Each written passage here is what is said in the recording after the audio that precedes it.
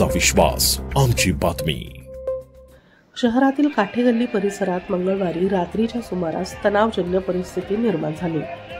महापालिकेने न्यायालयाच्या आदेशानुसार अनधिकृत धार्मिक स्थळ हटवल्यानंतर तिथे दगडफेक झाली। या घटनेत 15 पोलीस अधिकारी आणि कर्मचारी जखमी झाले असून 5 वाहनांचे मोठे नुकसान झाले आहे। महापालिकेने 1 एप्रिल रोजी या वादग्रस्त धार्मिक स्थळाला नोटीस बजावली होती। न्यायालयाच्या निर्देशानुसार हे अनधिकृत स्थळ हटवले जात असताना परिसरात अफवांचा प्रसार झाला आणि त्यामुळे तणाव निर्माण झाला। सुरक्षेच्या दृष्टिकोनातून नाशिक पोलिसांनी परिसरातील वाहतूक मार्गात बदल केलाय। परिस्थिती नियंत्रणात आणण्यासाठी मोठ्या प्रमाणात पोलीस बंदोबस्त तैनात करण्यात आलाय। पोलिसांकडून नागरिकांना अफवांवर विश्वास न ठेवण्याचे आवाहन करण्यात आले आहे।